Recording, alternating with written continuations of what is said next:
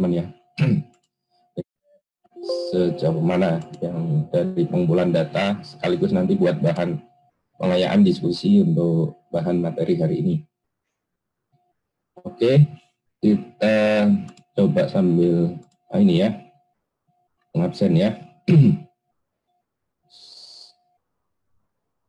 Sultan Muafak ada udah? Sultan? Belum?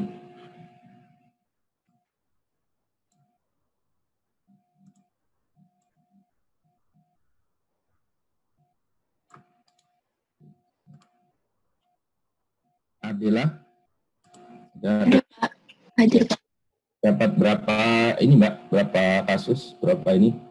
Tadi itu yang ada nilainya itu sekitar 14 Pak Mas Yan. Terus tapi untuk yang tidak ada nilai rupiahnya itu ada 100 lebih Pak. 100 apa nih? 100 kasus.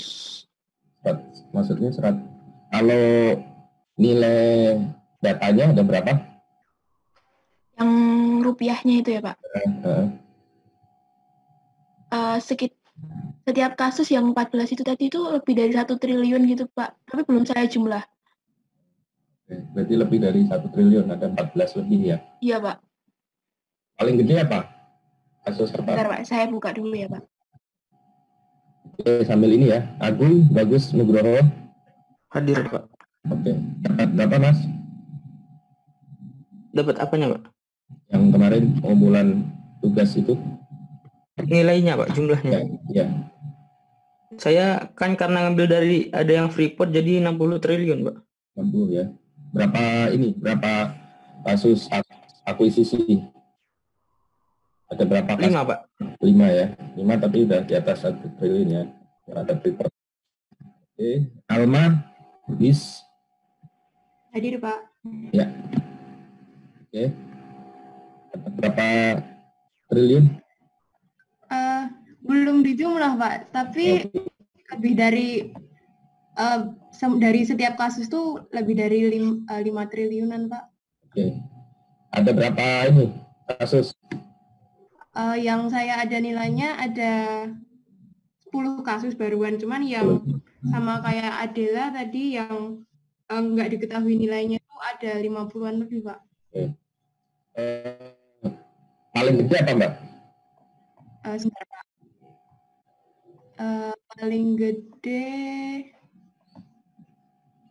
Paling gede kalau di saya itu 52,58 triliun Pak. Apa itu? PT apa itu? PT Bank Danamon, BPNP sama MUFJ.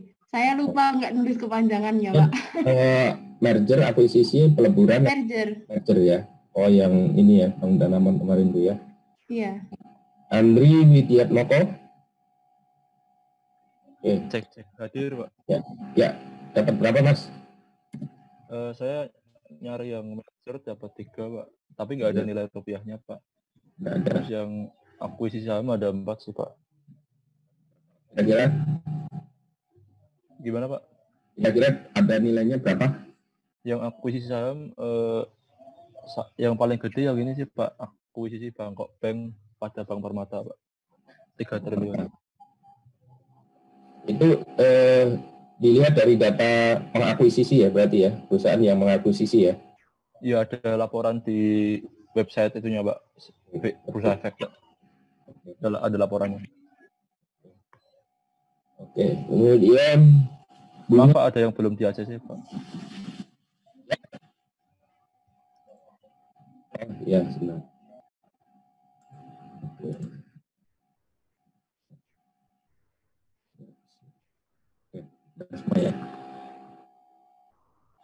Oke, lanjut ya.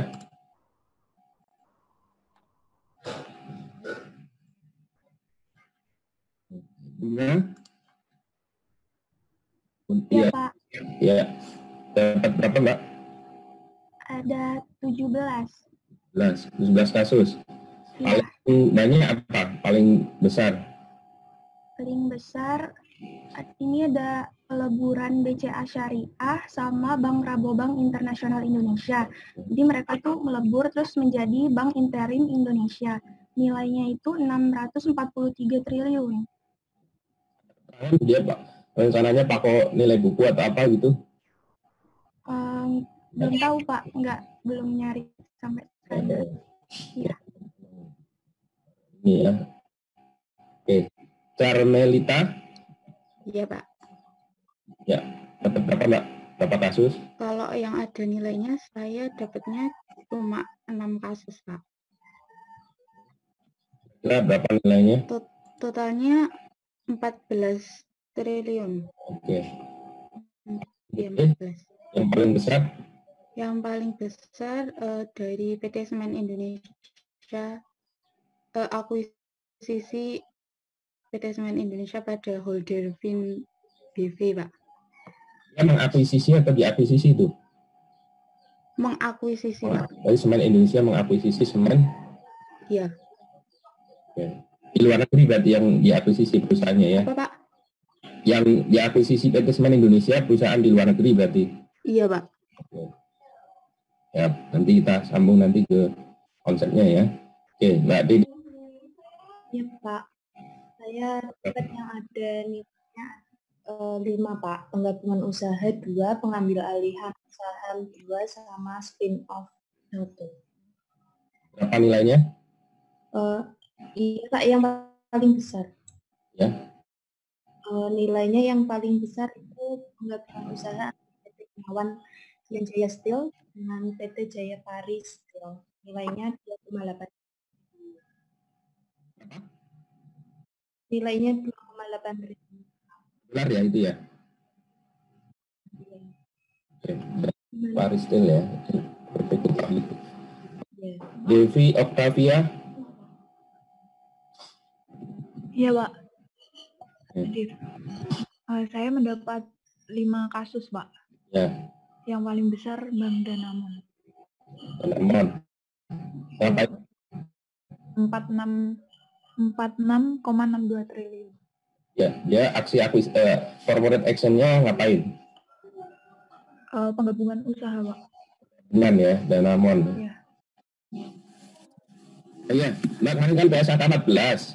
Kemarin yang dibahas, yang ditanyain Mbak Wi itu, kemarin yang PT Mayora, kemarin 2 itu aja kan ya. Kemarin Mayora gimana, bisa dijelasin lagi nggak? Mayora yang PSAK 14 tentang persediaan. Bisa dijelasin sedikit tentang di Mayora kemarin. Kalau yang Mayora kemarin saya cuma meneliti apakah sesuai dengan antara yang di akuntansi dengan yang pajak itu apakah sesuai atau tidak, dan ternyata itu sesuai Pak. Yang prosedur sama kebijakannya itu tidak menyalahi aturan yang ada di perpajakan. Metodenya apa ya kemarin yang dipakai Mayora? Mayora metodenya apa? Average ya. Iya. Oke. Dan itu mungkin lebih gampang ya, average ya. Iya. Oke. Dari sisi pajak sebenarnya juga lebih menguntungkan average ya, hanya moderat gitu. Iya. Ya, soalnya dia berada di tengah-tengah gitu Pak. Ya, dan Mayora kan dia consumer good kan, artinya memang kalau Vivo ya agak susah gitu ininya, mengidentifikasi ininya gitu ya. Iya Pak. Ini mungkin tambahan yang kemarin Mbak Wi tanyakan itu ya, Mbak Wi ya. Iya Pak. Ian Novira. Hadir Pak. Ya, dapat berapa Mbak? Dapat 14 kasus Pak, totalnya 2,9 triliun. Oke. Paling besar? Paling besar PT Java Covid mengakuisisi PT Soko Food 1,2 triliun. Yang mengakuisisi ya? Iya Pak. Yang diakuisisi itu perusahaan private apa perusahaan TBK? TBK Pak. TBK.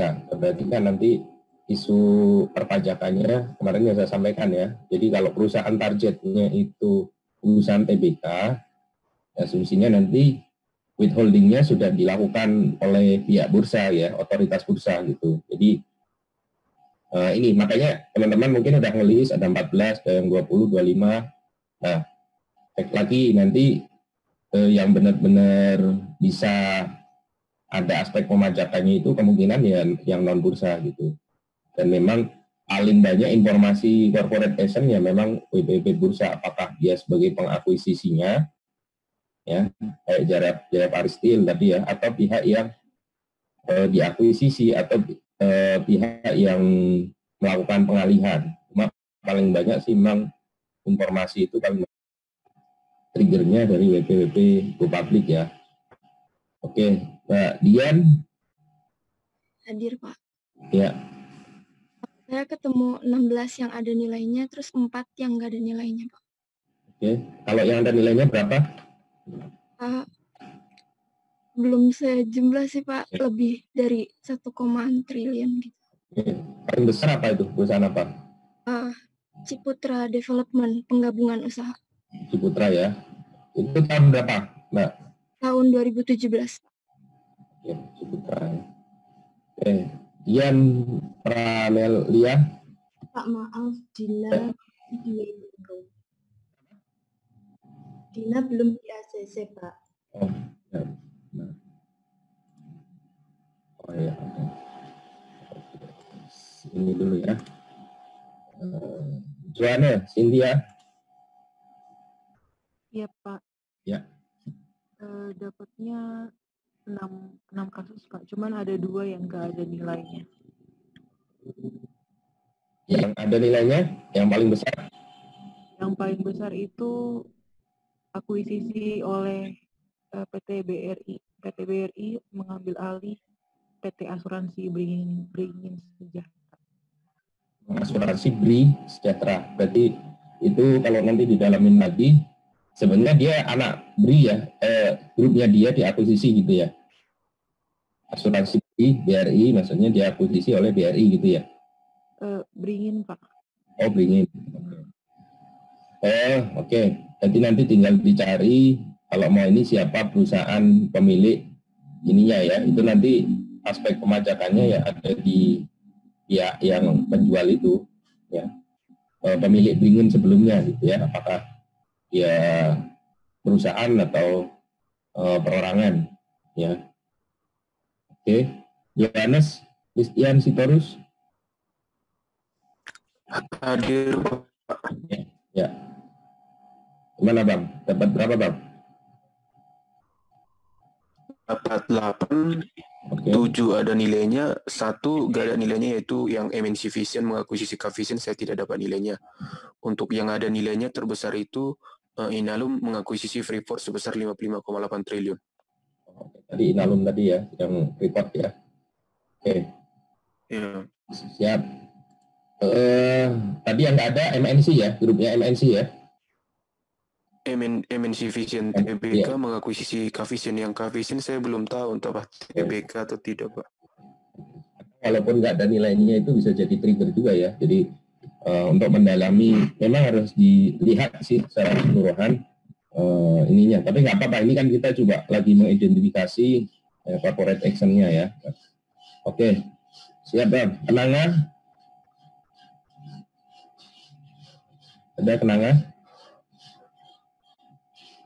Kiki, Adriana. Hadir, Pak. Ya. Mbak.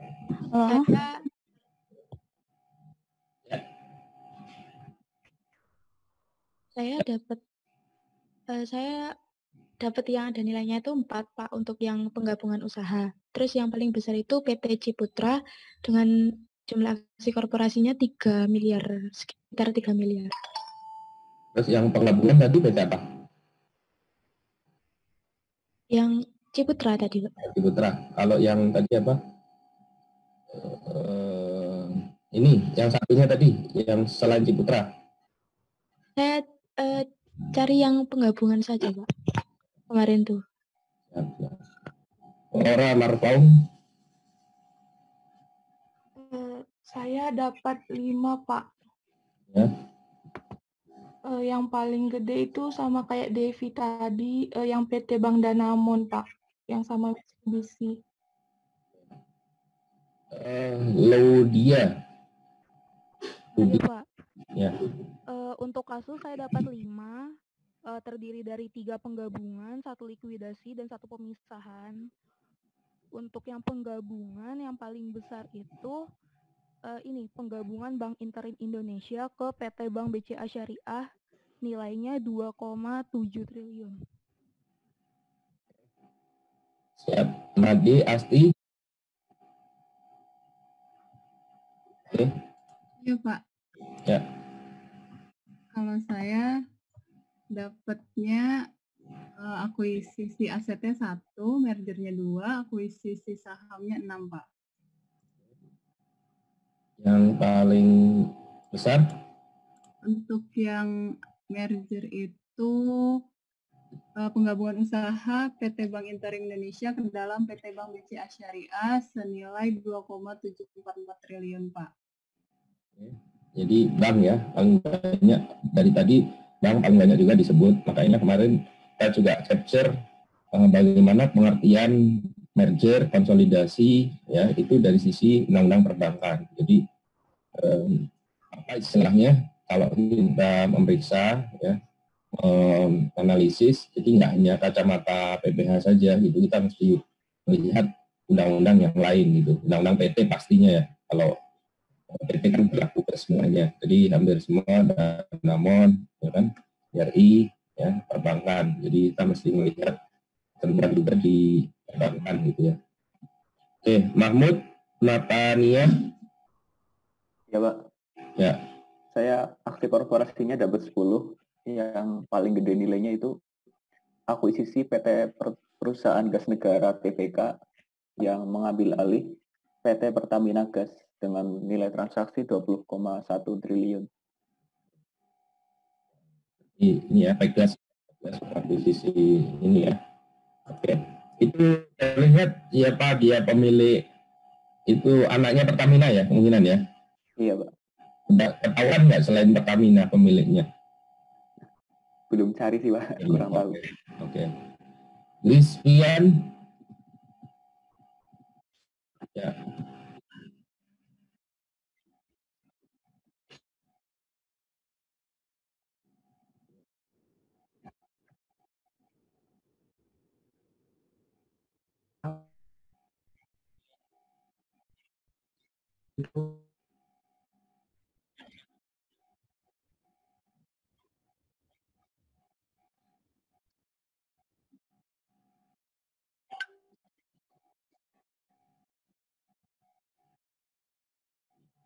Sumber datanya apa itu, Mas? Kemudian dapat sumber data dari sumber datanya? Oh, ya, ya. Itu biasanya lengkap ya. Ringkasan eksekutif atau summary eksekutif itu tuh biasanya lengkap, ada struktur kepemilikan sebelum, setelah, kemudian struktur modal kepemilikan biasanya lengkap tuh, termasuk akta notarisnya. Ya, jadi ya itu salah satu. Kalau masih berita ya itu kadang kan masih rumor ya. Tapi kalau misalnya kayak tadi 2017 itu kan bisa jadi sebenarnya udah terlaksana. Ya apapun ya, kalau di database komersial itu ingat saya dulu ada aksi korporasi itu ada yang rumor, ada yang realisasi, ada yang masih rencana gitu ya. Kalau biasanya dia udah publis dalam bentuk ringkasan eksekutif atau prospektus itu biasanya sudah ini dalam proses gitu ya. Biasanya lebih lengkap informasinya daripada apa istilahnya di rubrik bahwa ada corporate action gitu yang di bisnis Indonesia maupun investor daily itu kan banyak juga ya. Oke, Mas Ricky. Hadir, Pak. Ya. Untuk kasusnya dapat 4, Pak. Yang paling besar ini BRI mengakuisisi saham Dana Reksa Sekuritas sebesar 819 miliar. Ya, Dana Reksa Sekuritas ya. Ya, Pak. Ya. Solihin. Hadir, Pak. Ya. Jadi saya dapat 16 kasus, itu sebagian besar aksi korporasinya itu berupa akuisisi saham, Pak. Dari 16 kasus ini 14 itu yang ada nilainya. Yang terkecil itu mulai dari 100 miliar sampai dengan yang terbesar itu nilainya 52,58 triliun, Pak. Paling gede apa? Yang 52,58 triliun itu PT Mitsubishi mengakuisisi PT Bank Danamon, Pak. Ini agak ya, Mitsubishi corporate manufaktur ya, ini perbankan ya, mungkin nanti ya perlu dicek lebih lanjut sih. Kadang segmen bisnisnya kan berbeda gitu ya. Tapi memang ya begitulah. Apakah sebelumnya di atasnya itu ada yang grup yang perlu dicek juga sih. Oke, Aidil. Ya Pak. Ya. Saya kalau kasusnya saya dapat 300 lebih sih Pak. Tapi yang dapat nilai cuma 30-an. Oke. Itu yang paling gede itu sama kayak yang si siapa tadi? Saya yang paling gede itu Freeport dengan akuisisi saham 50,8 triliun Pak. Oke. Caranya gimana Mas bisa dapat 300? Saya ke website Pak namanya KPPU. Jadi saya cari di tahun 2017 ada sampai 2020. Jadi langsung saya masukin lalu saya cari nilainya satu-satu. Oke. Itu yang Excel ya? Masih dibuka nggak KPPU yang Excel itu? Bisa di-download nggak? Saya yang di website Pak. Websitenya KPPU kan, dia kan ada corporate action per tahun tuh, ya. Jadi dia ada perusahaan yang diakuisisi, perusahaan target, malah sebelumnya tuh udah ada nilainya. Belakangan nilainya kayaknya dihapus gitu. Nah itu bisa narik semua ya per tahun ya. Ya yang dari 2017 sampai 2020 saya masukin semua. Ya itu ini informasinya lumayan lah itu di situ gitu, banyak yang ini tinggal nanti dilihat yaitu perusahaan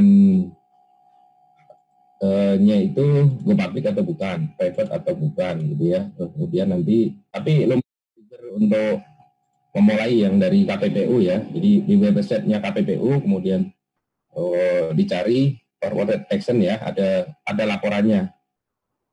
Oke, dan dulu malah awal-awal tuh KPPU merilis ya istilahnya tren dari tahun 2000-an lah gitu ya. Berapa perusahaan-perusahaan yang melakukan corporate action itu. Ya termasuk laporannya. Dia ada laporan yang dirilis ke publik gitu ya.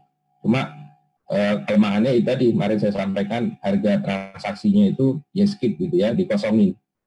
Ya, ini memang lumayan lah kalau mau buat ini menggali informasi di situ. Oke, Rizky Firmansyah. Ya Pak, saya dapat 6 kasus.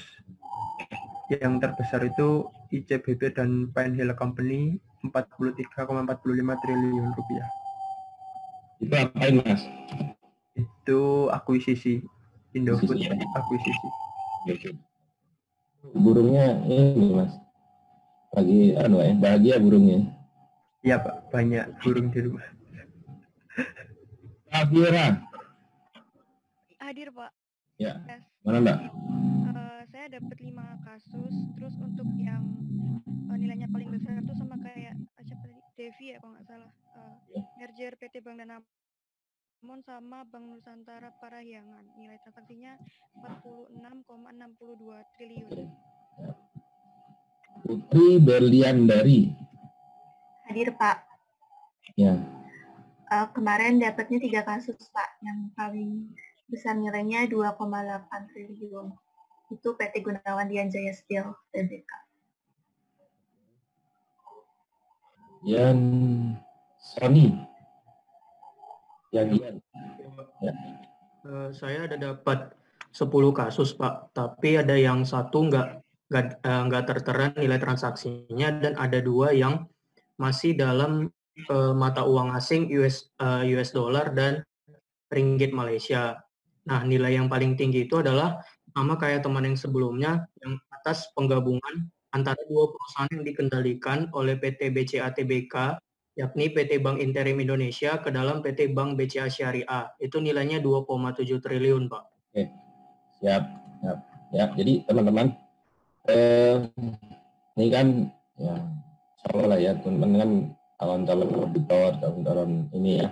Artinya kalau pun kita memeriksa dari sisi pajak atau penerimaan negara atau dari sisi akuntansi, ya kita perlu lengkapi peraturan-peraturan yang lain. Ya. Misalnya, ya perbankan mau nggak mau kita harus buka undang-undang perbankan, ya undang-undang PT. Ya. Jadi itu akan melengkapi hasil pemeriksaan kita atau analisis kita. Nah ini baru data awal ya, ada yang tadi Mas ID 300, ada yang 30. Memang kedepannya pencarian data ini kan menjadi penting ya. Kalau kita yang punya data dan informasi banyak, valid. Nah, ini kan dari teman-teman tadi ada yang 30, ada yang triliunnya, itu masih perlu diverifikasi lagi. Jadi apakah ya tadi misalnya apakah itu go public atau bukan, kemudian nanti juga bagaimana terkait misalnya pemegang sahamnya, apakah luar negeri atau dalam negeri. Oke, ini sebagai trigger ya, jadi kita hari ini bahas dan juga mungkin nanti bahas beberapa kasus di UAS untuk memperdalam lagi. Oke, jadi sesi hari ini kita masuk ke investasi dan juga dividen. Kita tahu bahwa perusahaan melakukan investasi kan salah satunya ingin dapat dividen ya. Ini. Nah, bagaimana dari sisi akuntansi dan juga perpajakannya? Coba kita lihat. Mbak Dede yang rekan siapa ya, Mbak Dede ya? Iya Pak, bisa. Oke. Baik ya, jadi sisi ke-12 ini kita bahas tentang investasi saham dan dividen, melengkapi ya pembahasan sesi ke-11 tentang aksi korporasi, peleburan, merger, akuisisi, ya, pemekaran, bahkan sampai likuidasi. Nah, ya, jadi ini materi kita sudah sampai yang ke sesi yang ke-12. Ya. Oke, jadi kita coba langsung saja ya, karena kemarin di sesi ke-12 kita sudah belajar tentang siklus sebuah perusahaan mulai dari berdiri, awalnya adalah orang pribadi, biasanya itu ya. Kemudian dia awalnya membentuk CV, kemudian bikin PT, ya PT berkembang, karena bisnis makin berkembang, dia akan melakukan IPO ya, itu akan masuk go public. Nah setelah itu nanti setelah go public, nah seperti yang kasus teman-teman tadi contohkan, dia akan banyak melakukan akuisisi saham, pembelian saham dari perusahaan lain. Tentu ini clear ya, akuisisi saham terpisah dengan akuisisi aset. Ya, kalau beli aset kan objek, apakah PPN, apakah nanti di penjualnya ada pasal 16D. Nah, karena saham, jadi perlu kita lihat ya beberapa ketentuan ya, di akuntansi, karena pajak akuisisi saham kan batasannya pasal 18 ayat 4, apakah di atas 25 atau di bawah gitu ya, di bawah 25 atau sama dengan 25%. Nah, kalau dalam akuntansi kan ada kurang dari 20%, artinya dia trading ya, ini pakai cost method, kemudian 20 sampai 50 pakai equity method, kemudian yang di atas 50 ya pengendalian, artinya nanti laporannya adalah konsolidasi. Jadi kalau teman-teman sudah membuka laporan keuangan beberapa perusahaan di latihan 1, itu kan banyak yang dipublis adalah laporan konsolidasi, artinya perusahaan yang teman-teman sudah dapatkan dari perusahaan-perusahaan go public itu adalah laporan dari perusahaan induknya sama perusahaan anaknya, karena penyertaannya di atas 50%. Dan itu di bagian investasi biasanya dia disclose bahwa anak perusahaannya adalah 1, 2, 3, ya, masing-masing penyertaannya mungkin ada yang 100%, 90%, dan seterusnya. Oke. Nah, ini kita coba mereview, mungkin BSAK-nya, ya, ini terkait 50-55 nanti ke 71 ya, 72, 73 itu kemarin yang sudah kita pelajari. Nah, tentu kalau ya ini masih coba pakai yang lama, jadi kalau kurang dari 20 kan cost method, kemudian 20 sampai 50 tadi SAK 15, kemudian 50 kemarin sudah kita singgung ya, SAK 22 dan juga 38. Nah, ini beberapa contoh disclose atau penyajian ya, pengungkapan di laporan keuangan. Biasanya disebut ya, apakah aset keuangan lainnya atau investasi pada asosiasi. Ini adalah contoh di laporan keuangan ya. Jadi biasanya di kebijakan akuntansi dia sebut. Nah, kemudian ini beberapa contoh yang dia memakai apakah SAK 15, SAK 50, 55, 60 ya, SAK 2. Nah, ini kan kelihatan ya dari sisi ya 69%, 50,01, 85%, artinya dia pengaruhnya di atas 50 ya. Kemudian ini tadi yang 15 antara ya 20 sampai 50, kemudian ini yang di bawah 20% ya. Nah, ini di sisi balance sheet ya, investasi saham, ini kemudian di sisi CALK ya, ini beberapa perusahaan yang terpisah ya, artinya bukan satu perusahaan ya. Jadi ada yang pakai 50, 55, 60 dan juga perubahannya, ini karena memang contoh yang lama ya. Kemudian 15 dan juga PSAK 22. Nah, dari sini ya, ini akan melengkapi informasi yang teman-teman dapatkan. Jadi setelah dapat informasi itu ya, entah dari KPPU maupun dari rumor maupun dari berita maupun dari internet. Nah, teman-teman mendalaminya di sini nih sebetulnya. Ya, baca laporan keuangan pihak pengakuisisi, kemudian dari laporan keuangan apakah dia pakai, apakah misalnya ya investasinya itu di bawah 20 sampai 50 atau di atas 50. Ya, ini. Ya, ini misalnya contoh di akuisisi entitas anak. Tadi kan teman-teman, oh ini nilainya sekian. Nah, akan lebih firm lagi ya di laporan audited ya yang dirilis oleh Bursa Efek Indonesia atau di laporan keterbukaan informasi publik. Nah, jadi kita coba lihat ya, kalau dia diperdagangkan ya atau tersedia dijual. Kalau perdagangan kan dia karena mengharapkan ya trading lah ya. Tapi kalau istilahnya tersedia dijual, ini kan masuk OCI ya, under comprehensive income. Kemudian kalau mengaruh signifikan atau mengalihkan tadi, dia kan nanti kalau ada nilai pasar ya perubahan, ini kan tentu tidak dilakukan penyesuaian ya. Ini. Oke. Nah, apakah kalau masuk income statement atau OCI ini beda? Yang jelas pasti beda ya. Kalau income statement kan dia akan menambah ke net income. Tapi kalau OCI kan dia setelah komprehensif dia masih berupa catatan kan gitu ya. Masih berupa catatan. Artinya belum terrealisasi yang sebenarnya sudah kita bahas. Nah, bagaimana dengan di perpajakan ya terhadap akuisisi saham? Tadi misalnya banyak teman-teman sudah mendapatkan data dan informasi bahwa perusahaan ini mengakuisisi ini, perusahaan ini mengakuisisi ini. Nah, tentu nanti ada ya yang terkait mengenai capital gain, ya keuntungan. Ini kita sudah bahas sebelumnya di pasal 4 ayat 1 huruf B bahwa keuntungan ya kemarin terkait akuisisi, penggabungan, peleburan dan lain sebagainya dengan nama dan dalam bentuk apapun, yaitu ada kemungkinan potensi adanya capital gain. Nah, kemudian di ya akuisisi ini bisa juga dari setoran modal, ya, setoran tunai. Kalau ini jelas bukan pajak ya, pasal 4 ayat 1 huruf P ya, setoran awal. Nah, bagaimana dengan imbreng? Nah, imbreng ini nanti teman-teman bisa update di Undang-Undang Cipta Kerja. Ini ada beberapa adjustment tentang imbreng ya. Nah, kalau sebelumnya kan ada dispute ya, apakah ini ya ini misalnya di 10 ayat 5 dan ini mana imbreng ini nanti ada di Ciptaker sebenarnya, ini nanti bisa di-update teman-teman ya mengenai setoran dana imbreng. Imbreng itu apa sih? Kalau setoran tunai kan dia kasih cash gitu. Nah, kalau ini dalam bentuk barang gitu ya. Oke.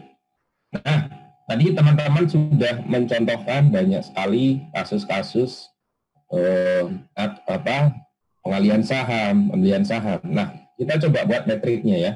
Dilihat dulu ya, metriknya itu adalah dari sisi ya, ini pas UAS sebelumnya keluar nih ya.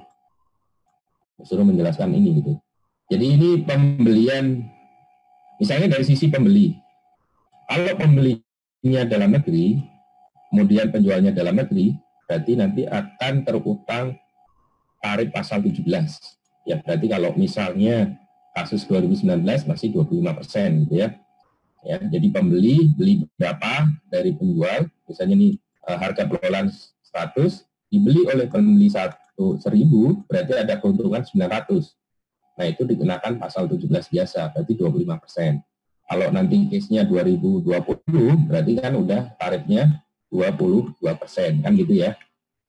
Nah, dilihat lagi, tadi teman-teman sudah memetakan, mencari informasi. Misalnya pembelinya dari luar negeri, ya pembelinya dari luar negeri. Ya. Nah, kemudian penjualnya dalam negeri.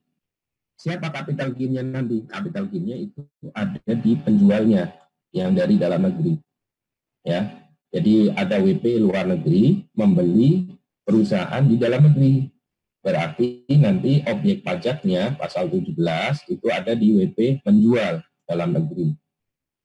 Nah, kemudian bagaimana dengan pembeli dan penjual ini pembelinya dalam negeri? Ya, pembelinya dalam negeri ini sini, penjualnya luar negeri. Ya, tadi ada beberapa case juga yang sempat report. Ya, penjualnya WP luar negeri, ya, kemudian pembelinya dalam negeri. Nah, itu nanti terutang, pemotongnya adalah WP pembeli. Kan WP luar negeri nggak mungkin bayar pajak di kita kan. Nah, itu nanti terutang atau yang memotong adalah WP dalam negeri, ya, WP pembeli. Ya, MK 258. Nah, bagaimana dengan kalau misalnya sekarang penjual pembeli sama-sama WP luar negeri, tetapi perusahaan yang diperjualbelikan adalah WPDN.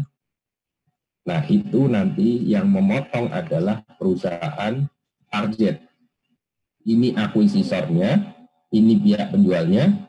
Perusahaan yang diperjualbelikan itu ada di dalam negeri, maka dialah nanti yang memotong PPh pasal 26 yang KMK 434 ya. Ini masih berlaku nih tahun 99 ya. Tarifnya adalah efektif 5% ya. 5% dari harga apa tadi. Makanya tadi teman-teman saya minta cari harga transaksinya. Nah, itu 5% dari situ itu. Ya. Mengenai aspek pemajakannya. Baik. Nah, ini sebagai contoh ya dari KMK 434 ya. Jadi 434 ini ya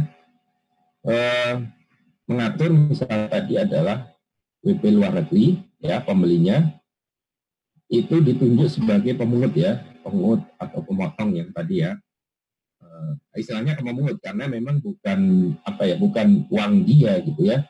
Uang kan yang si motong harusnya pembeli, cuma pembeli kan di luar negeri, penjual juga di luar negeri, jadi nggak memungkinkan. Maka pihak kalau tadi pembelinya dalam negeri, jelas itu dia sebagai pemotong. Tapi kalau pembeliannya luar negeri, maka pemungutnya adalah perseroan atau yang kuadran paling bawah kanan tadi, nah, yang ini. Ya. Oke, jadi ya, perusahaan target dia sebagai pemungut. Nah, tarif pajaknya gimana? Tadi saya sudah sebut ya, tarif pajaknya adalah 5% efektif. Dapat dari mana 5%? Itu adalah ya, ibaratnya normanya 20%, kemudian dikali ya 25%. Ya, 25%. Jadi efektifnya adalah 5% dan bersifat final. Ya, bersifat final. Ya, pasal 26 ya ini ya. Nah, kemudian contoh ya, contoh yang 434. Kalau yang tadi sesama dalam negeri saya kira clear ya untuk menghitung capital gain-nya. Nah, misalnya ini adalah WP PT ABC.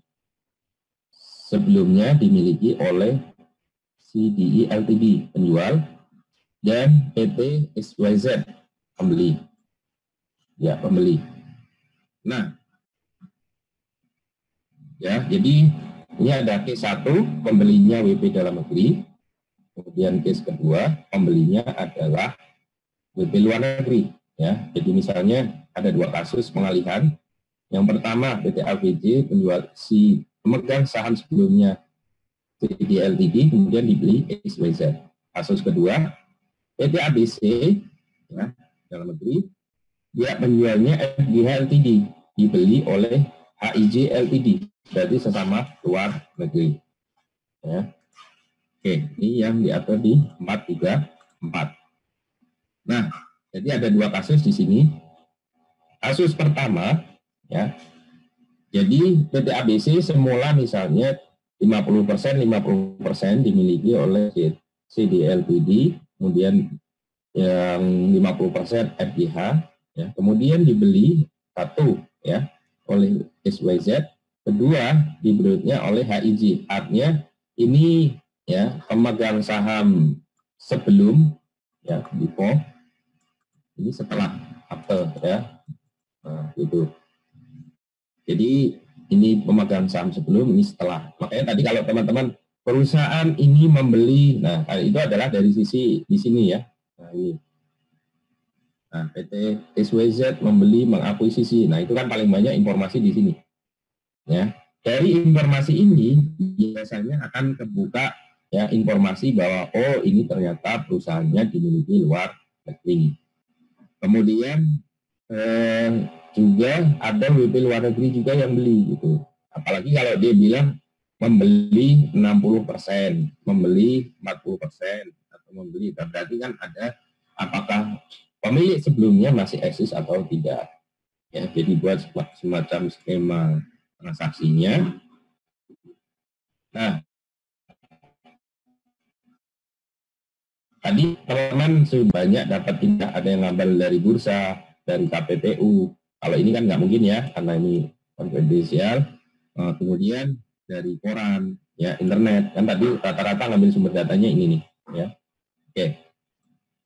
Nah, setelah dapat ya informasi tadi ya, teman-teman dapetin ya, ini tadi metrik ya pengalihan saham 434 maupun pasal 17 maupun TRK 258. Nah, kemudian identifikasi apakah ada objek 26 ayat 2 atau tidak, kemudian nanti ya bagaimana aspek pemajakannya.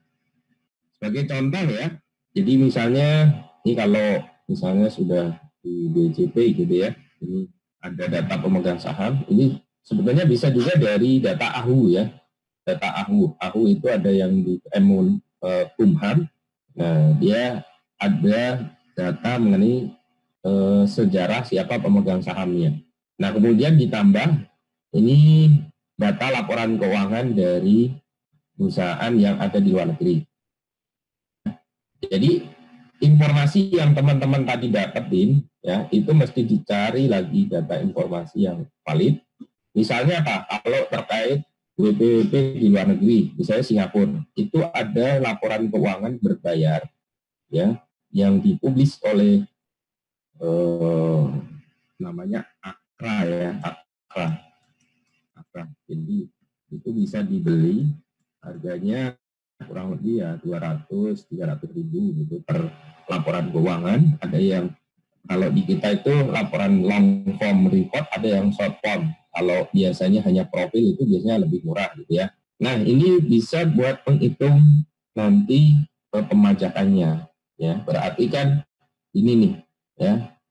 Bagaimana pengalihan saham atas WP ini ya. Jadi perlu dilihat misalnya ini PT Mitra Sukses pemegang sahamnya, kemudian Arostri Ltd ini.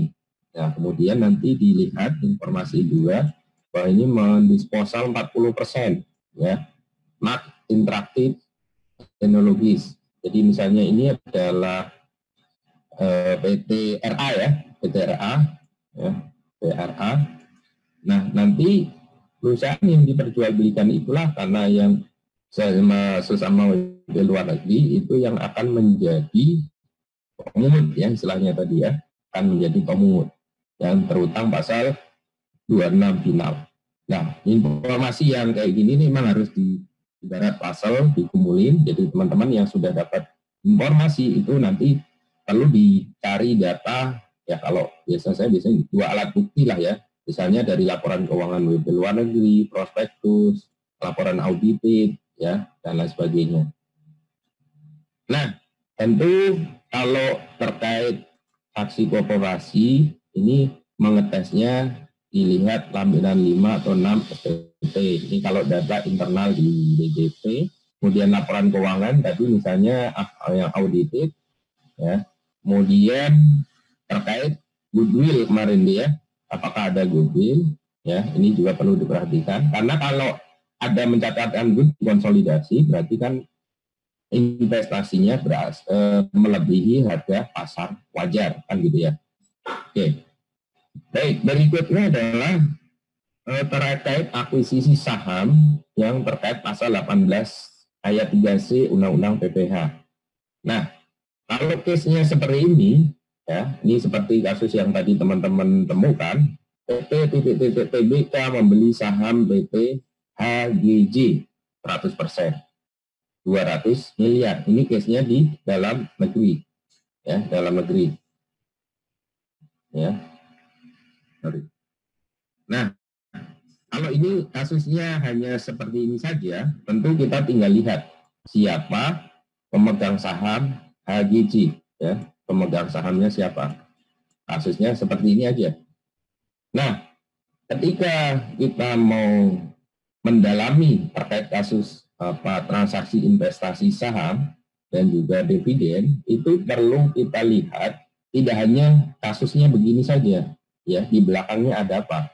Makanya memerlukan analisis kronologis. Makanya biasanya di prospektus, di keterbukaan publik itu ada kronologi sebelum dia membeli saham, mengakuisisi dan lain sebagainya. Nah, sekali lagi kalau kasusnya segini, ya udah nanti capital gain-nya dilihat dari PT A misalnya, kemudian PT B, ya, pemilik HGJ, ya tinggal beli berapa, 200 miliar, dulu harga perolehan berapa? Misalnya harga perolehannya 100 miliar misalnya. Ini masing-masing 50-50. Ya udah nanti capital gain-nya kan ada di A, B, ya, dapat 100-100, yaitu tinggal dibagi 2 dikali tarif pasal 17 tadi. Itu kalau case-nya terbatas ini. Nah, ternyata sesuai 18 ayat 3C, nah kasusnya seperti ini ternyata. Ya. Dia beli saham, ya, PT, ya, ini kasus yang kedua ya. PT DM tadi dia beli sahamnya adalah RCA Ltd. Ya. Kemudian siapa pemilik RCA Ltd? Oh, ternyata HGJ 100%. Misalnya 10M. Nah, dia beli 100% senilai 200. Jadi sering sekali ya kasus-kasus investasi kaitannya pajak. Jadi dia tidak beli langsung kayak gini. Tapi apa? Nah, dia belinya lewat ya HGJ, dia bikin dulu RCA Ltd, BPI, setelah itu baru dia beli. Apa keuntungan dengan cara ini? Keuntungannya bagi WP tentu aspek pajak lebih murah dibanding kalau skema ini. Kalau skema ini walaupun terutangnya di penjualnya HGJ kan tetap menjadi perhitungan tadi kan pasal 17 berapa? 25% ya. Salah undang-undang yang 2009. Nah, ternyata kalau di sini ya, nanti kan pemajakannya berapa nih? 5% kan? Nah, beda. Ya. Nah, apakah ini bisa dilakukan rekarakteristik bahwa karena ini pemilikannya 100%, apakah sebetulnya ini transaksinya jual belinya adalah ke HGJ? Nah, ini tinggal dilihat transfernya kemana nih? GM. Apakah dia transfer ke sana, transfer ke sini? Nah, kalau transfer ke sini makin clear ya bahwa sebenarnya substansinya dia adalah beli dari HGJ. Ya, nih. Ya, jadi kasus yang B ini perlu dicek lebih lanjut kalau mau ngenain 18 ayat 3C PPK untuk dikarakteristikan sebagai kasus yang A ya. Apalagi dan ini biasanya bertingkat ya. Malaman beberapa itu nggak hanya lempeng begini. Ini masih ada RCA punya saham lagi, RCA punya saham lagi, kemudian dibeli oleh GM. Nah, ini makin menarik ini. Jadi kalau teman-teman mau mendalami ini, ya tadi sumber data informasi diperbanyak, ya. Apalagi kalau ada putusan pengadilan ya dilengkapi itu untuk membuat bahan kajian itu ya. Bagaimana dengan kaitannya nanti ke 18.3C, apalagi RCA punya saham ke atas itu ya, 3 sampai 4 layer. Apakah itu bisa di rekarakteristikkan ya sebagai sebetulnya DM beli saham FDH, sehingga nanti kapital gainnya di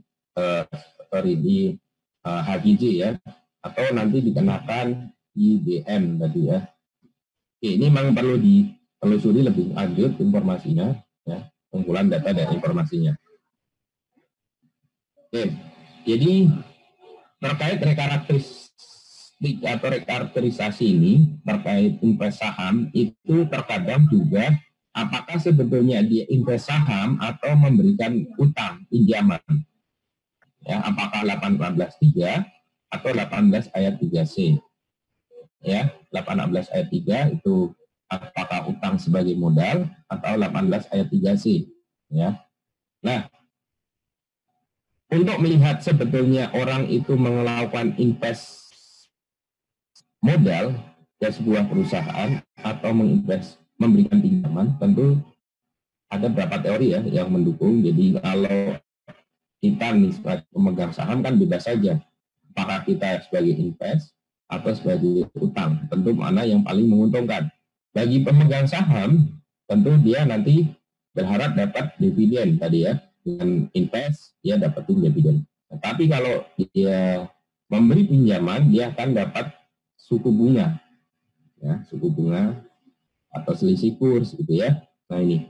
Nah bagi pihak debitur ya, tentu apa keuntungannya? Dia kalau perusahaan itu memilih sebagai utang, maka dia akan bisa membebankan bunga pinjaman, selisih kurs juga dari sisi debitur. Kalau dari sisi investi, ini investor, ini investi, ya investinya ini akan ya tadi ya dapat tambahan modal ya. Nah, kita lihat bahwa apakah perusahaan itu sebetulnya substansinya pinjaman atau modal. Nah, ini bisa dilihat di 18 ayat 3, kemudian OECD guideline ya, dan di JP berwenang ya menentukan kembali besarnya utang itu sebagai modal. Kalau memang substansinya adalah utang misalnya atau modal misalnya. Nah ini tinggal dilihat ya. Kalau utang ya kan ada pengembalian, ada imbalan ya. Ada misalnya di likuidasi namanya utang, dia punya hak prioritas ya. Tentu namanya utang dia tidak memiliki pengendalian. Nah ini berbeda kalau sebagai pemegang saham tadi adalah menyertakan modal, maka dia punya pengendalian, menentukan siapa direksinya dan lain sebagainya. Nah tentu kalau sebagai modal ya nggak bisa sewaktu-waktu, namanya juga modal ya, pengen dikembalikan gitu ya. Nah, imbalannya ya kalau ada laba atau keuntungan gitu ya. Kemudian saat likuidasi gimana? Nah, saat likuidasi ya justru si pemegang saham ini malah mungkin bisa jadi sebagai penanggung pajak atau sebagai ya nanti nutupi ya kalau ada kekurangan. Nah, ini plus minusnya.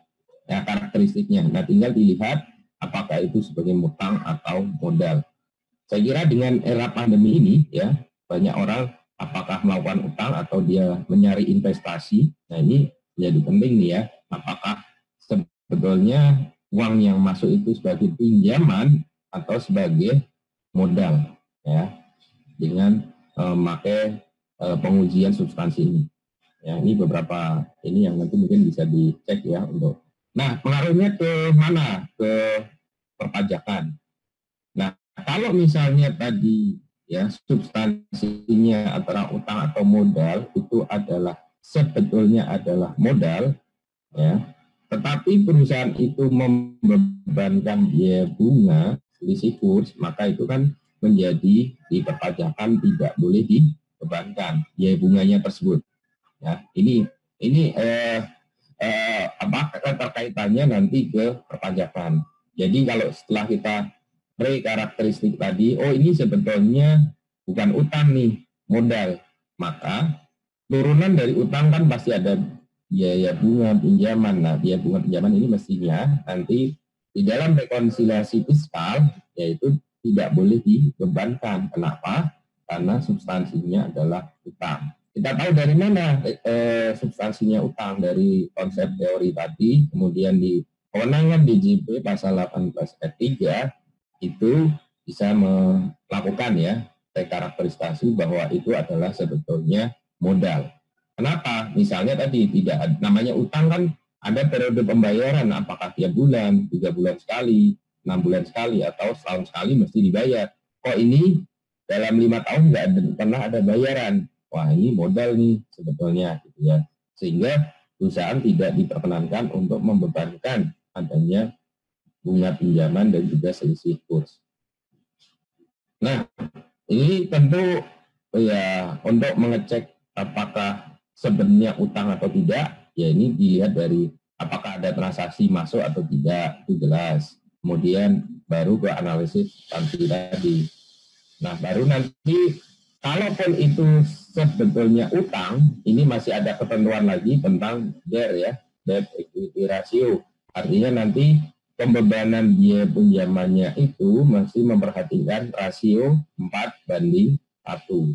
Ya, kalaupun itu udah, oh ya ini utang, tapi harus memperhatikan 4:1 ini. Artinya utangnya ya 4, itu yang diperkenankan, equity-nya 1. Kalau melebihi itu ya nanti dilakukan koreksi fiskal. Baik, itu saya kira terkait investasi ya, saham ya, mulai dari cara accounting-nya, kemudian secara perpajakan sampai ke pengecekan substansi apakah sebenarnya itu investasi atau memberikan pinjaman tadi ya, pasal 18 ayat 3. Nah, berikutnya kita coba ke aspek dividen. Saya kira ini di output sudah dapat ya teman-teman. Ini menegaskan kembali ya, dividen itu ada yang dikenakan final 10%. Itu kalau yang diterima WP OP. Kalau yang diterima WP badan itu ada yang dipotong 23 ya, pasal 15 ya, dengan syarat ini ya, artinya berarti kepemilikannya kurang dari 25%. Tetapi kalau ya, ini pasal 4 ayat 3 huruf F ya, pasal 4 ayat 3 huruf F. Jadi kalau misalnya kepemilikannya di atas, berarti tadi metodenya adalah equity ya, kemudian diambil dari laba ditahan, maka bukan objek pajak, pasal 4 ayat 3 huruf F. Termasuk juga kalau misalnya pemegang sahamnya adalah koperasi. Ini clear ya, sampai undang-undang PPH ini ada. Ya, jadi tadi misalnya di ketentuan pasal 23 ini kan istilahnya ada ketentuan ya, kalau nggak punya NPWP 100% lebih tinggi. Tapi kalau 4 ayat 2 kan nggak ada, jadi tetap 10%. Kemudian kalau WP luar negeri tadi dipotong 20% atau tergantung lihat treaty-nya. Oke. Nah, kemudian tadi yang di pengecualian ya 4 ayat 3 huruf F ini syaratnya dari laba ditahan dan ya kata di sana kepemilikan paling rendah 25%. Artinya apa? Kalau 25% atau lebih berarti nanti bukan objek pajak, ya bukan objek pajak. Oke, ini sebagai contoh PT ABC bukan WP bursa, dia membagi dividen misalnya ke pemegang sahamnya. PT SL Indo ber-NPWP punya saham 35%, Merah Putih 25%, Mawar CP Mawar Wangi tidak ber-NPWP, Tuan Badrul 5%, YZ Corporation di Ghana 25%. Nah, aspek pemajakannya adalah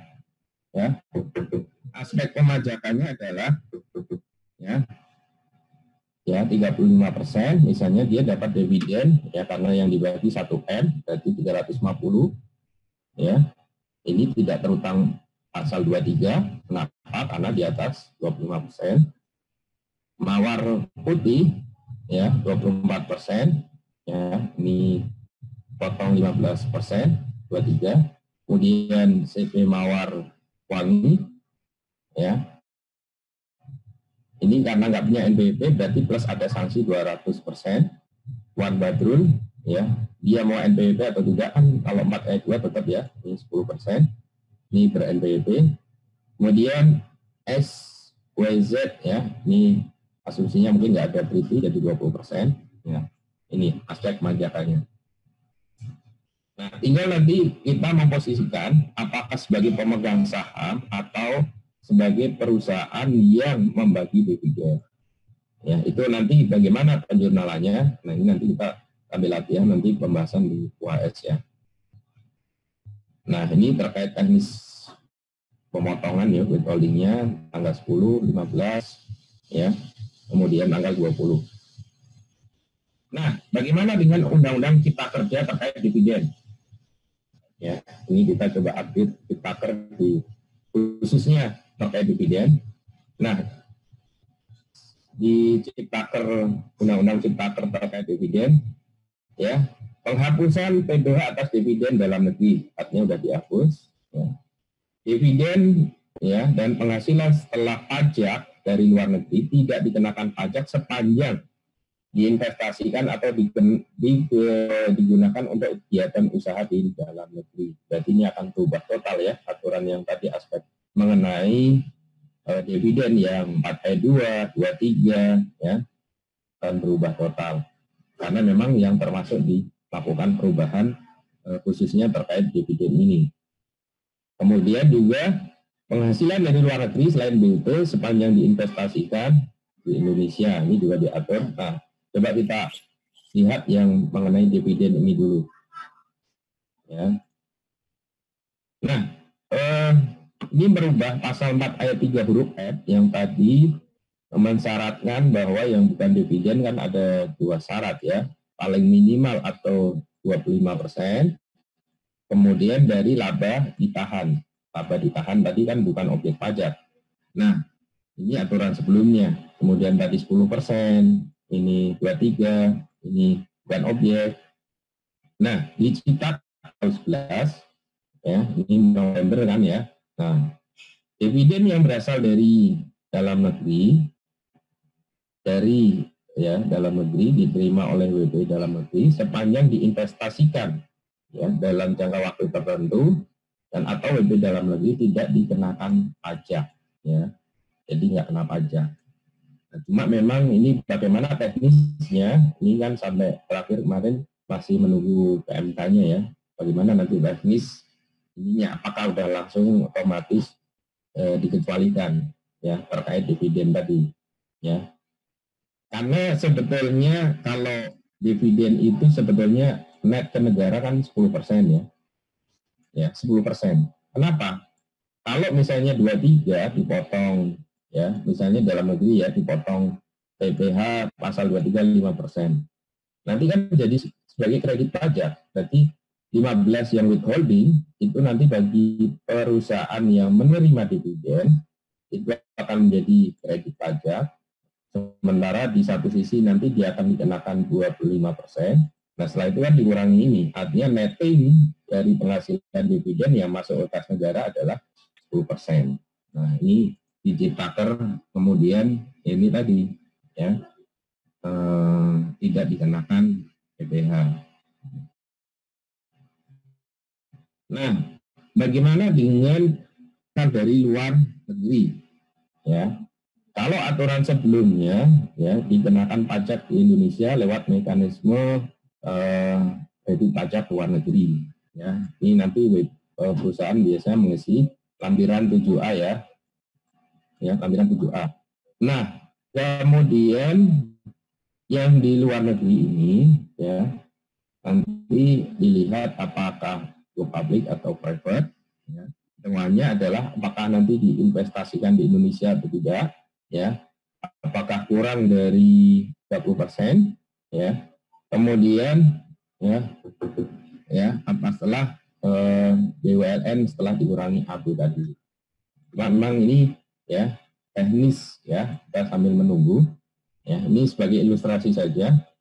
Jadi kalau misalnya PTA punya saham 100% ya di luar negeri, kalau yang dalam negeri tadi udah clear ya, di luar negeri 100%. Nah, kemudian di luar negeri laba 100, maka 30 misalnya yang dibagi 30% diinvestkan ke Indonesia. Maka nanti kan ya nanti declare di SPT bahwa ada penghasilan dari dividen luar negeri. Nah, ini tentu dikecualikan ya, 30 ini dikecualikan dari pengenaan pajak atas dividen. Jadi nanti di SPT ya, tentu dia akan laporkan sebagai penghasilan non objek pajak. Itu ada di lampiran 4 ya, final yang di bawah final itu. Nah, demikian juga misalnya ya dari 30 ini yang diinvest 20, berarti ini nanti dikecualikan 10-nya ini yang menjadi objek pajak. Ya, ini juga demikian, misalnya labanya 100 diinvest 25, ya ini ya dikecualikan, ya kemudian yang 5 ini akan menjadi objek pajak. Memang pertanyaannya nanti adalah bagaimana nih teknis penghitungannya, ya segala macam ini akan kembali karena ini withholding, tetapi membutuhkan self assessment dari kejujuran wajib pajak. Nah, ini memang agak tricky nih nantinya, ya. Kalau memang ada beberapa case yang terjadi, sementara yang atas KPLN kredit pajak luar negeri yang lama, Piran 7A itu, ya menurut ini, ya coba data-data yang, nah ini sangat sedikit yang menuliskan ini gitu ya.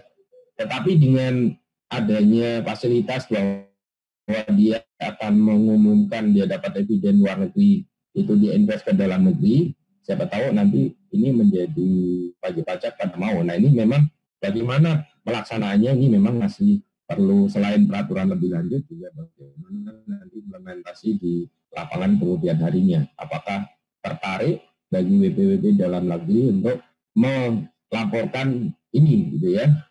Oke. Kemudian ini beberapa contoh ya variasi ya. Jadi kalau misalnya perusahaan itu ya punya perusahaan di luar negeri, kemudian di luar negeri dapat dividen, kemudian dia akan menginvest. Jadi akan mendorong investasi sebetulnya yang dimiliki oleh PTA tadi. Jadi uang yang ada tidak akan berkembang di luar negeri, tapi untuk mendorong investasi. Dan ini adalah salah satu tujuan dari Undang-Undang Cipta Kerja ini. Ya, ini ada beberapa variasi ya, ada 6 ya. Ya, ini bahwa pada intinya kalau ya dia punya saham di luar negeri, kemudian dari dividen itu diinvestasikan ke dalam negeri, maka akan menjadi tidak dikenakan atau dikecualikan dari PPh atas dividen. Baik, saya kira ini ya untuk materi investasi saham dan dividen. Mungkin kalau ada pertanyaan, ada ini silakan nanti sebelum kita bahas terkait kasus atau latihan di UAS ya. Silakan mungkin kalau ada tanggapan, pertanyaan. Ya. Jadi saya coba masukkan update terkait Cipta Kerja karena ini menjadi bagian penting ya terkait dividen. Ada pertanyaan, tanggapan? Pak, ya. Saya izin bertanya, Pak. Saya sebenarnya masih agak bingung, Pak, dengan UU Cipta Kerja ini yang PP dalam negeri, Pak, malah. Ya. Jadi yang untuk dividen itu yang dibebaskan pajaknya itu adalah dividen yang di-reinvest lagi ya, Pak, atau bukan? Di-reinvest ke wilayah ke investasi di Indonesia gitu ya, Pak? Ya. Ya, jadi yang dirubah kan jadi yang dirubah kan pasal 4 ayat 3-nya ya. Kalau 4 ayat yang di atas di atas pemilikan di atas 25%. Kemudian kalau dalam negeri kan memang ya sebenarnya kan itu kayak induk anak aja ya. Kalau dia memilikan 25%, kan pajak melihatnya 25%. Nah, kalau dia di atas, ya sebenarnya kan kalaupun uang itu dividen nggak kena, ya memang uang itu sebenarnya nggak kemana-mana gitu. ya. Kalau yang di atas 25%. Nah, memang gini, ini sampai kemarin minggu lalu ya, dari PP1 ke PP2 juga masih menunggu nih PMK turunannya. Apakah nanti kalau di bawah, berarti artinya kalau yang di bawah, artinya yang cost method, yang di bawah 20, itu artinya kan harusnya masih berutang ya, pasal 23-nya. Ya, artinya yang trading gitu ya. Ini yang dirubah kan 4 ayat 3 huruf F-nya gitu. Ya, 4 ayat 3 huruf F-nya. Cuma gini, memang ini masih menunggu, mudah-mudahan ya di bulan-bulan ini nanti ada PMK atau Per Dirjen yang istilahnya nanti lebih menegaskan lagi mengenai aspek yang dalam negeri atau luar negeri yang tadi. Mungkin seperti itu Mas ya. Kemarin dari PP1, PP2-nya juga secara umum masih harus menunggu PMK maupun Per-nya. Ya cuma ini saya coba share biar kita coba ada ini perkembangan terkininya kebijakan terkait dividen ya, tidak yang mungkin selama ini dipelajari di Korput ya, termasuk yang terkait bagaimana kalau WP itu punya saham di luar negeri, kan selama ini langsung dikenakan semacam CFC rule ya, CFC rule, cuma di CFC rule yang terbaru pun juga nanti itu di laba di luar negerinya, apakah pasif income, aktif income, itu masih ada irisan dengan PMK yang lain, PMK 107, PMK 93 gitu. Jadi ini memang ya skema 6 tadi memang perlu harus nanti bagaimana per dirjennya dan lain sebagainya, ini yang masih ditunggu gitu. Mungkin gitu ya Mas ya. Oh jadi kalau untuk yang wajib pajak badan itu masih ditunggu ya peraturannya. Tapi kalau untuk yang wajib pajak orang pribadi itu sepenuhnya dibebaskan dividen gitu ya Pak? Ya, kan ini semua kan tadi ya, kalau lihat ininya dihapuskan semua. Soalnya dia buat dihapuskan. Ini tadi nanti pengawasannya gimana itu juga masih belum orang bahwa jadi dividen invest.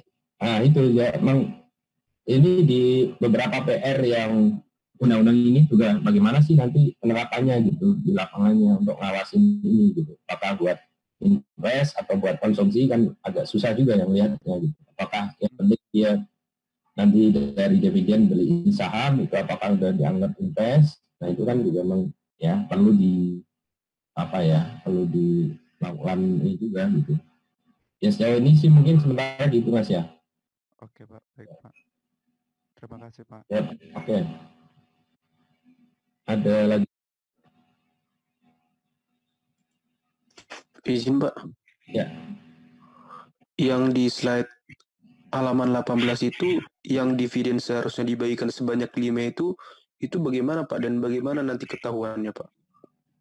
Nah itu saya juga ngebayangin gitu yang ini ya, artinya ini kan prinsipnya self assessment. Kalau WP-nya nggak menginfokan gitu di SPT badan di lampiran, sementara ini kan sarananya SPT badan kemudian lampiran 7A, lampiran khusus. Kalau nggak ngisi, nah ya paling nanti dari sisi apakah pemeriksa pajak atau dari pengawas pajak mengetahui ini atau tidak gitu.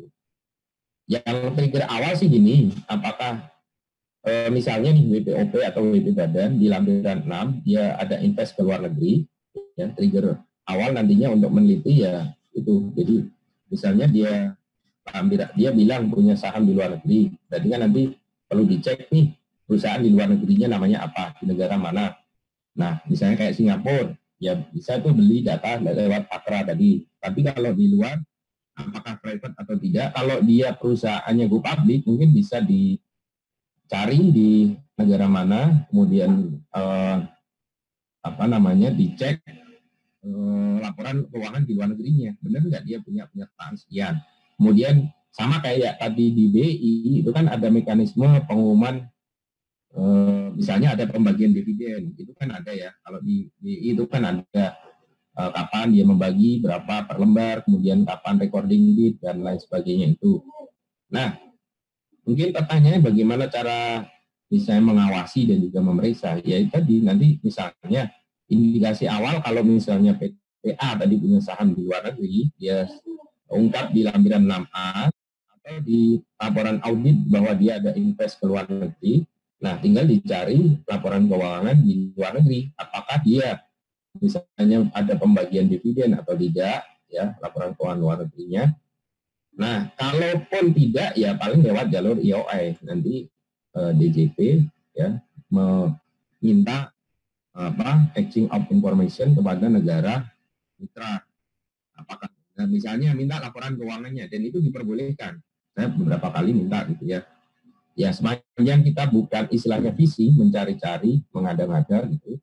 Kalau alasannya kuat, ya diperbolehkan gitu, diberikan gitu. Nah, selain di situ nanti kemudian dicek lagi, ya tentu ini memang agak tricky ya, memastikan apa kalau hanya dari lihat SPT, paling nanti kan PTA itu ada nggak setelah dia dapat dividen, kemudian dia lakukan invest, ya saham ke PT yang lain di dalam negeri misalnya, atau ke perusahaan PBK. Nah, ini mekanisme pengawasan dan pemeriksaan mestinya sih nanti yang bisa mengecek kepatuhan terhadap aturan ini gitu. Ya saya lihat sih memang agak tricky nantinya, dan sementara ya arahnya kan WP para dunia usaha pengennya yang sederhana gitu. Cuma kalau nanti jadi riwah, ya ini mungkin perlu mungkin perlu ya penyederhanaan bagaimana mekanisme nanti membuktikan bahwa dia melakukan investasi. Apakah dia ada kayak model laporan amnesti pajak yang kalau dulu yang apakah repat maupun deklarasi, kan dia ada kewajiban ya bahwa tahun sekali, ini sekali, bahwa dia, ini membuktikan dia, dividen itu dia invest ke dalam negeri, tidak dijual. Gitu. Mungkin gitu Mas ya. Oh, baik Pak, terima kasih. Oke, bisa dibalikin Mbak hostnya Mbak. Mungkin udah cukup Mbak kali yang rekamannya, nanti kita masuk ke pembahasan aja. Mbak Dede.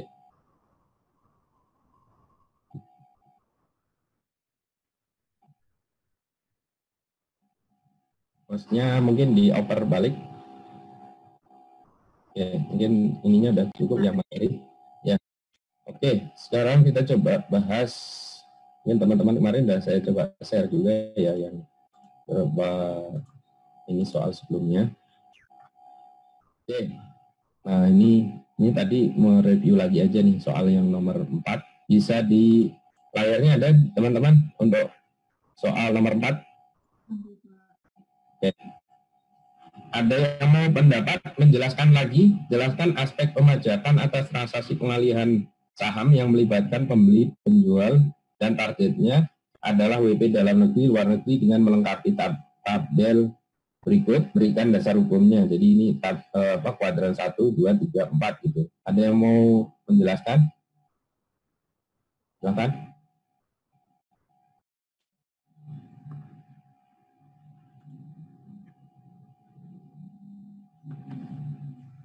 Kalau 1 tadi gimana? Kalau 2 gimana? Kalau 3 gimana? Dasar hukumnya mungkin juga contohnya gitu ya. Izin Pak. Oke, silakan. Untuk yang kuadran pertama itu pihak penjual dan pihak pembelinya adalah WPDN. Di kasus ini yang mendapat capital gain itu adalah pihak penjual dan dikenakan tarif pasal 17. Lalu untuk yang kuadran kedua itu pihak penjualnya WP dalam negeri dan pihak pembelinya adalah WP luar negeri. Di sini yang menjadi pemotong adalah WPDN-nya. Lalu yang ketiga itu pihak penjualnya WP luar negeri dan pihak pembelinya adalah WP dalam negeri. Ini dipotong oleh pembeli yaitu WPDN sesuai dengan KMK 434 tahun 99 dan KMK 258 tahun 2008. Lalu yang keempat, karena pihak penjual dan pihak pembelinya adalah WPLN, sehingga pemotongnya ini adalah perusahaan targetnya sesuai dengan KMK 434 tahun 99, tarifnya tadi 5%. Oke, final ya. Ya, jadi kalau ini tadi pakai pasal 17, ini juga sama, karena yang capital gain ada di penjual, dasarnya pakai pasal 4 ayat 1 huruf B ya. tadi yang kemarin bahasan mengenai keuntungan karena pengalihan itu masuk di sana, ya, pengalihan atau pengambil alihan, ya. Nah, kemudian kalau sini tadi KMK 434 atau PMK 258. Nah, kalau di sini berarti si pembelinya ini sebagai pemotong. Nah, tetapi kalau perusahaan targetnya di dalam negeri, sementara pembeli penjual luar negeri, bahwa ini ditunjuk sebagai pemungut, ya, pemungut bukan pemotong, karena memang yang ibaratnya kan nggak terima uang, yang terima uang adalah si penjual, gitu ya. Makanya dan nggak mungkin memotong si penjual karena posisi di luar negeri, ya. Begitu juga di pembeli karena sama-sama di luar negeri, makanya pihak pemungut lah yang nanti, ya, apa istilahnya, ditunjuk sebagai pemungut untuk memotong 5% tadi. Makanya info dari yang informasi data yang teman-teman tadi kumpulkan yang kemarin dan tadi kita bahas. Nah, nanti berikutnya adalah dari yang sudah ada dapat 15, 20 dan seterusnya tadi, perlu dilengkapi siapa pembelinya, kemudian perusahaan target dan siapa penjualnya. Nah, kemudian tadi besaran nilai transaksinya, kemudian dasar hukumnya, kemudian bisa dilengkapi misalnya apa, laporan keuangan perusahaan di luar negeri. Kemudian bisa juga saya pernah dapetin bukti transfer, ya, dari pemeriksa, sudah sama pemeriksa, bukti transfer, misalnya apa, pembeli dapat transfer dari, kalau kasus yang rekarakteristis tadi sebetulnya pembeli WP WZ atau apa tadi yang TBK, ya sebenarnya beli juga di dalam negeri, itu kan mengindikasikan sebetulnya karakteristiknya adalah WP dalam negeri, beli dalam negeri. Nah ini makanya 4 kuadran ini menjadi penting untuk lebih memahami terkait aspek pemajakan, terkait pengambil alihan, ya, akuisisi, ya, terkait perpajakan. Baik, ada pertanyaan terkait ini? Pak, izin bertanya, Pak. Ya. Yang maksudnya WP luar negeri itu kan yang kolom nomor 4, Pak. Ya. Itu berarti misalkan WP luar negeri punya saham PT ABC yang ada di Indonesia. Ya. Berarti yang pemotongnya yang PT ABC itu, Pak. Betul, pemungut istilahnya. Kalau 434 tadi pemungut, bukan pemotong. Kalau pemotong kan, oh iya. Ya, kita pasal 1 itu ke pemotong. Siapa yang motong, yang bayar. Karena yang bayar kan pasti yang bayar pembeli. Nggak mungkin kan kita tunjuk dia sebagai pemotong, ya. Atau yang terima duit nggak mungkin juga, karena kan artinya bukan apa, kalau di perpajakan internasional itu kan bukan kewenangan Indonesia untuk memajaki WP luar negeri kan, kecuali dia punya BUT. Nah, tetapi karena perusahaan target PT ABC itu ada di Indonesia, maka itulah yang ditunjuk sebagai pemungut dari istilahnya, bukan pemotong, karena dia nggak mungkin motong gitu. Ya, dia punya kewenangan motong kalau dia yang membayar kan gitu ya. Tetapi kalau pemungut, ya ini kan bisa lewat mekanisme. Nah ini satu ini yang jelas WP yang masuk kuadran 4 ini adalah WP private, bukan WP TBK. Tapi kalau dia WP TBK, ya nanti masuk mekanisme biasa pasal 4 ayat 2, ya, yang 0,1%, ya, 0,1%. Ya jadi ini yang masuk kuadran 4 mestinya bukan perusahaan TBK, tapi perusahaan private, ya, perusahaan swasta atau perusahaan inilah ya, bukan sebelum masuk bursa. Mungkin itu Mas, jadi dia akan ditunjuk sebagai pemungut tadi. Oh iya Pak.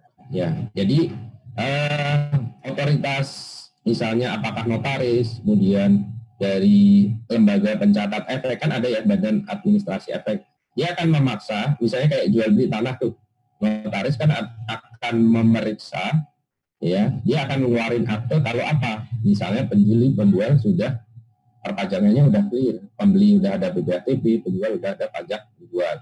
Nah itu baru diaktekan. Nah ini juga sama nih, kalau masuk ke ini, ya nanti badan administrasi efek atau Kumham dia akan juga memeriksa terkait ini. Di samping juga pastinya DJP gitu ya,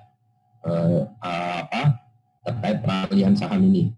Dari notaris juga gitu. Itu. Jadi maka disebutnya ini pemungut ya, tadi di KMK 434 itu bukan pemotong. Oke. Oke, terima kasih, Pak. Oke, berikutnya mungkin yang terkait dengan kes ini ya. Nah ini nih. Ya, kita coba mulai menjurnal. Ya, ini kaitannya investasi. Ada yang mau pendapat?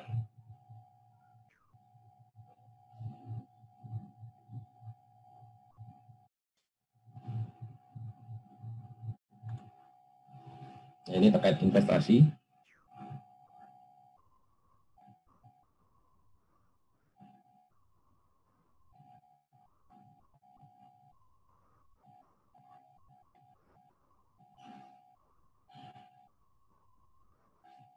PT Jurangmangu Tbk melakukan investasi pada PT Purnawarman Tbk dengan informasi kejadian ekonomi terkait ini sebagai berikut. Misalnya tanggal 2 Januari beli saham. Nah, kalau ini beli saham dibeli saham PT Purnawarman Tbk 30 miliar. Kemudian PT Purnawarman membukukan laba 10 miliar. Kemudian yang tanggal 31 mengumumkan dividen 5 miliar.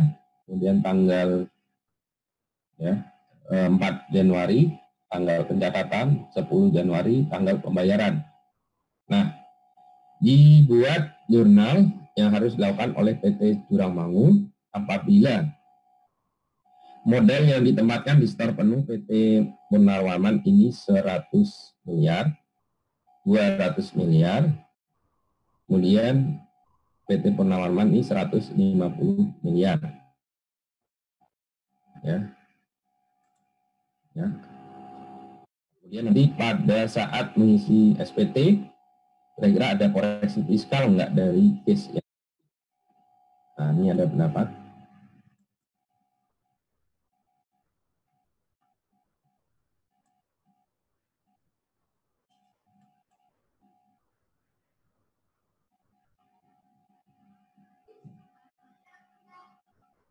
Nah, ini terkait tadi ya, investasi saham. Jadi sebenarnya yang concern pengen ditekankan di sini adalah dia beli 30 ya.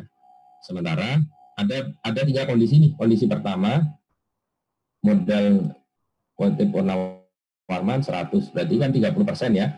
Nah, kemudian yang kedua 200, kemudian yang keempat adalah 150. Jadi ini kan kalau dalam akuntansi kan apakah itu equity method, ya, kemudian cost method atau konsolidasian kan gitu ya.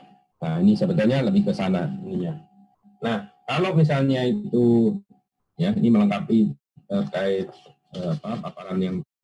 Jadi kalau misalnya kondisi pertama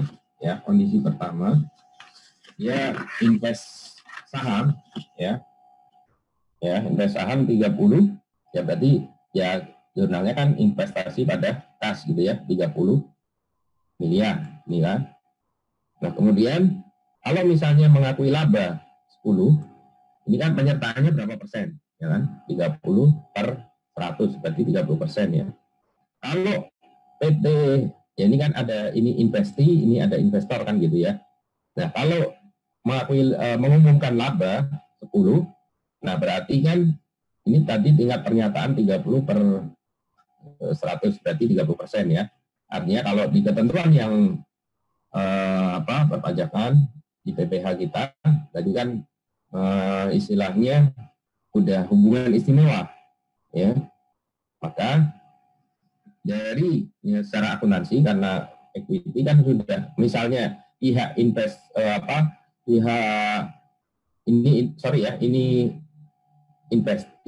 ada investi. Jadi kalau investinya mengumumkan laba, kalau dia equity method itu kan udah mencatatkan jurnal tambahan laba sebagai tambahan investasi saham.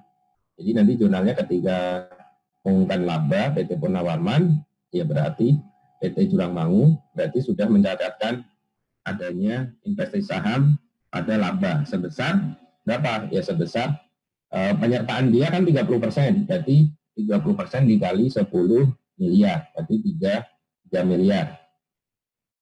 Itu ya. Oke, nah kemudian bagaimana dengan kalau yang kondisi kedua? Kondisi kedua, penyertaannya kan beli 30, kemudian total di store-nya 200, berarti 30 per 200, berapa tuh? 15% ya. Nah, ya 30 dibanding 2, berarti 15%. Berarti ini kan kalau di ketentuan pasal 23 tadi, ya berarti nanti akan terutang PPh 23, ya, kalau nanti ada dividennya. Nah, bagaimana jurnalnya? Nah, jurnalnya kan sama ya, ketika invest saham sama 30. Nah, cuma ketika ini mengumumkan, karena ini pakai cost method, ini tadi equity method, ini cost method, karena di bawah 20, jadi kan tidak berhak atau ya istilahnya kalau penyertaan baru 15%, sono baru ngumumin, ya kita belum berhak menjurnal kan gitu ya. Baru kemudian kalau misalnya nanti ada pencatatan gitu ya, baru dicatat piutang, kemudian pembayaran baru kas pada piutang. Ini berarti yang kondisi 1 equity method, kondisi kedua adalah cost method, karena ini tadi berapa? 30%, kemudian ini tadi 15%. Bagaimana dengan kondisi ketiga? Dia invest 30, total di sana adalah 150. Berarti ini kan berapa nih? 20 ya, 20% ya. 20%. Jurnal pertamanya kan sama ya, invest, dibeli, invest pada saham, kemudian, nah kalau misalnya ya investi mengumumkan ya laba, apakah dicatat? Nah ini ya ini 30 per 150 ya 20 ya 20. Nah ini ya 20%, apakah equity atau cost? Ya ini perlu dilihat ya. Nah kemudian ya tadi sama, kalau misalnya ini udah mencatat sebagai tambahan invest, kalau mengumumkan ya kemudian nanti terkait misalnya pas pembayaran ya ada objek 23 atau tidak, karena kalau ini 20% berarti masih ada objek 23 ya, yang kondisi 2 dan 3, kalau kondisi pertama kan enggak. Nah bagaimana nanti di penyajian di SPT tahunan? Tentu yang kalau ini ya dua hal ini kondisi objek pajak 23, tadi saya kaitannya sama dilihat ini apakah sebagai investor atau investingnya, berarti ada penghasilan dividen, kemudian dipotong 23, PPh 23, 15%. Nah kalau yang ini kan tidak tadi ya, berarti nanti ada koreksi koreksi negatif atau ada penghasilan yang bukan objek pajak untuk kondisi yang pertama. Saya kira ini ya, mungkin yang perlu ini sebagai ilustrasi untuk menjelaskan terkait akuisisi saham yang di awal-awal tadi. Oke, ada pertanyaan?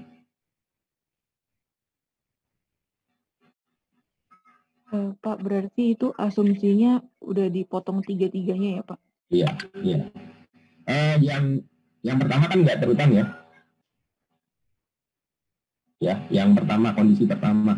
Ini ada kondisi 1, 2. Ya, hanya perpajakan sesuai ketentuan yang berlaku lah gitu ya.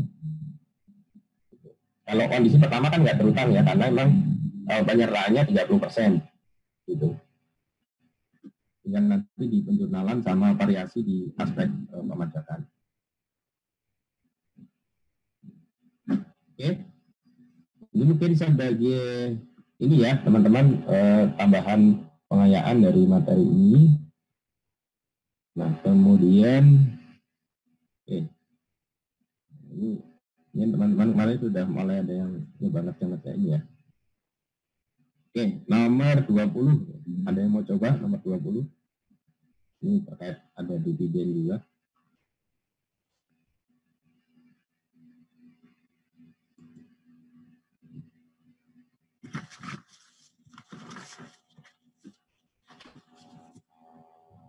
20. Nah, tanggal 23 Agustus 2018, PT Sakti membeli 100% saham PT Buana Alam dari pemilik sebelumnya di Singapura seharga 1,2. Berdasarkan informasi tersebut, maka jurnal kewajiban perpajakan pada saat pembelian adalah, kira-kira yang mana ya? Jadi ini WP yang dibeli perusahaan target dalam negeri, perusahaan akuisisornya dalam negeri, ya, akuisisor dalam negeri, perusahaan target dalam negeri, tapi penjualnya adalah luar negeri. Nah ini, berarti kuadran berapa nih? Kuadran 1, 2, 3, 4. Ya. Membeli dalam negeri, penjualnya luar negeri. Berarti tadi kuadran 3, Pak. 3 ya. Oke. Kira-kira ada yang mau coba jawab atau bahas? Saya, Pak. Ya, oke, silakan, Pak. Nah, jadi kalau menurut saya jawabannya itu B, Pak. Jadi kan tadi itu ada di kuadran 3 di mana penjualnya itu adalah perusahaan luar negeri. Penjualnya itu perusahaan luar negeri dan pembelinya itu perusahaan dalam negeri. Nah, dengan nilai sebesar 1,2 miliar. Ini adalah nilai transaksinya. Nah, untuk DPP-nya sendiri itu karena ini adalah WPLN, jadi ada DPP 25%, Pak, dari harga yang transaksi. Terus PPh 26-nya itu sebesar 20%. Jadi si pembeli ini dia memotong PPh 26 sebesar 60 juta, Pak. Yang didapat dari 1,2 miliar dikali 25% dikali 20%. Ya, jadi ini masuk kuadran 3 ya. Kemudian berarti PT Sakti akan berlaku sebagai pemotong ya, sebagai pemotong pajak atas penghasilannya si Multigrop Ltd ini ya, akan sebagai pemotong. Nah, tadi tarifnya adalah 20% itu DPP-nya, 25% itu kan tarif asal 17 sebetulnya ya. Jadi kayak PPN itu kan gitu, KMS DPP-nya 20%, tarif PPN-nya 10, jadi 2% kan gitu ya. Nah, ini sebetulnya pasal 26 atas pengalihan saham itu kan sebetulnya gitu. Nah, makanya tarif efektif 5%. 5% kali bruto sebetulnya. Atau kalau bahasa ininya ya 5% kali bruto ya. Kalau 20% kan istilahnya netonya kan gitu ya. Artinya 5% dari bruto. Atau 5% kali di sini harga jualnya 420, berarti kan yang B tadi ya, yang B. Oke. Ini oke ya, jadi sebagai pemotong. Oke. Ini konstruksi belum ya. Kemudian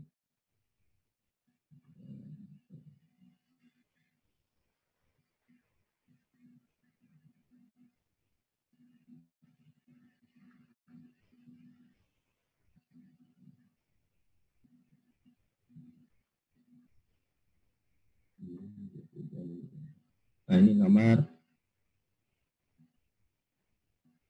14 ya. 14. Kita mau coba nomor 14.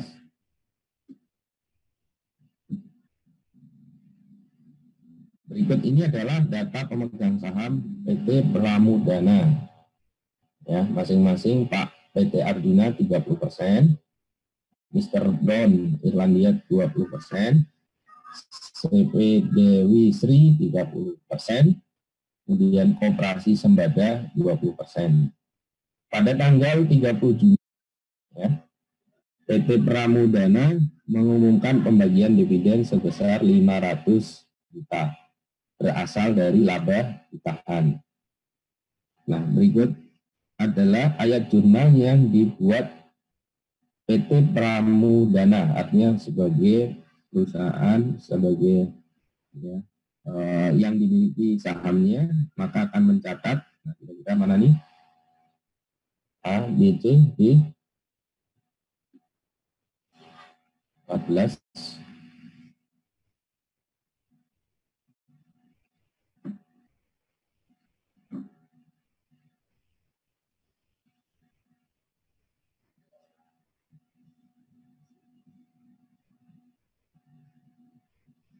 Nah, ini kan terkait aspek pemajakan tadi ya. Kalau 30% berarti kan bukan objek. Kemudian Mr. Brown ini tadi 20% kan gitu ya. CP Dewi Sri ya, ini berarti bukan objek kan gitu ya.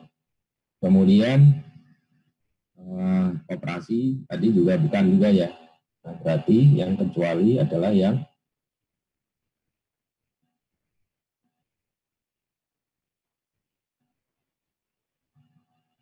A bukan Pak? Yang A ya, oke, yang A. Karena nggak ada PPh 23-nya kan di situ, nggak ada PPh 23-nya. Yang ada kan 26 Mr. Brown, kemudian apa namanya utang dividen totalnya semua ya, kemudian dividen tunai sebesar 500. Jadi yang A. Ya. Oke, teman-teman, ini sebagai penjelasan saja. Jadi silakan nanti coba dibuat latihan-latihan. Jadi nanti sambil kita memperkaya, kita bahas ya pelan-pelan semuanya lah ya. Sampai. Permisi Pak. Ya, silakan. Mohon maaf Pak, mau bertanya lagi terkait yang soal yang barusan Pak. Kalau yang syarat BOP itu, yang CV itu apakah termasuk Pak? Karena setahu saya itu syarat pertama itu dari cadangan laba ditahan dan kedua itu perseroan terbatas Pak. Ya. Ya. Ya, yang maksudnya itu yang dikecualikan kan? Yang dikecualikan kan gitu kan. Jadi yang pasal 4 ayat 3 kan, 43 ayat tadi syarat kumulatif untuk yang bukan objek pajak itu adalah ya yang terbagi atas saham itu ya. Kemudian apa namanya? Makanya ini kan bukan objek kan ya, yang tadi Mas ya, yang CP. Sorry, sebentar. Ya, maksudnya gitu ya, yang ditanyakan Mas. Yang CP ini objek kan sih gitu ya maksudnya? Iya Pak, pasti Pak. Ya, artinya kan gini, untuk ini biar nggak bukan objek, ya ada 2 syarat, ya penyertaannya paling sedikit 25%, ya. Yang kedua dari laba ditahan. Ini oke, sumbernya udah oke dari laba ditahan. Kemudian CP Dewi Sri, ya Dewi Sri ini apa namanya? CV sepertinya biasa ya, artinya dia dipotong juga gitu. Karena yang sebenarnya yang dilihat kan dari perusahaan ininya, ini kan Dewi Sri itu sebagai apa namanya, sebagai pemegang sahamnya ya, gitu. Ada yang punya pendapat lain nggak? Yang Dewi Sri tetap nggak terutang maksud saya, karena dia kan apa namanya, ya ini tadi penyertaannya itu memenuhi sama dari laba ditahan. Jadi yang mesti dilihat kan sebagai perusahaan ininya ya, si apa namanya, termasuk kayak kalau operasi kan jelas karena dia kan sebenarnya pemiliknya juga gitu. Itu ada pendapat lain? Izin Pak. Ya, silakan. Kalau menurut saya tuh CV tetap dikenakan PPh pasal 23 Pak. Soalnya kalau yang penyertaan minimal 25% itu untuk perusahaan terbuka sama BUMN. Nah, kalau CV itu tidak dikenakan PPh atas dividen ketika CV itu sendiri yang membagi dividen ke anggotanya gitu, Pak. Ya, jelas. Jadi itu Mas, jadi CV yang tidak dalam konteks bukan objek pajak itu adalah misalnya CV membagi keuntungan. CV itu kan sebetulnya seperti hanya perusahaan pribadi, cuma dia badan hukum. Jadi kayak Mbak jelasin Mbak Dian tadi, jadi misalnya CV ini ada 2 orang gitu ya, A sama B pemiliknya, ketika nyetor ya, kemudian masing-masing store 10 juta. Nah setelah itu CV ini membagi keuntungan ya. Nah ini yang konteksnya bukan objek pajak gitu ya Mbak ya, ya kan? Iya Pak. Nah karena termasuk ini gajinya AB ini kan bukan objek pajak kan bagi si A dan B, makanya di PPHOP itu kalau ya keuntungan dari CV maupun dia gaji itu kan di apa istilahnya koreksi fiskal ya, nanti di PPH badan CV kan PPH badan ya, itu non biaya atas gaji itu non biaya, non deductible expense, bagi AB juga non taxable kan gitu ya bagi si A dan B, karena itu sebetulnya kan uang yang dibayar oleh CV ini ya uang mereka berdua gitu, jadi sebetulnya istilah ada kantong kiri gitu ya. Itu Bang, tadi Bang. Siap Pak, terima kasih, jelas Pak. Ya, oke. Baik teman-teman, jadi saya nggak pulkan sampai pukul 10, mungkin masih ada waktu kurang lebih 20 menit, nanti saya coba menyelesaikan administrasi PJJ-nya. Jadi ini dulu ya, masih ada 2 sesi lagi kita di berarti tanggal mudah-mudahan on schedule tanggal 20 dan 27 latihan-latihan yang kemarin saya udah share, mungkin bisa coba nanti dipelajari kembali ya, berarti buat tambahan latihan ya. Terus oh ya, kalau makalah gimana nih, ada problem, ada kendala? Kalau tanggal 20 kira-kira udah bisa disetor makalah? Ada kendala?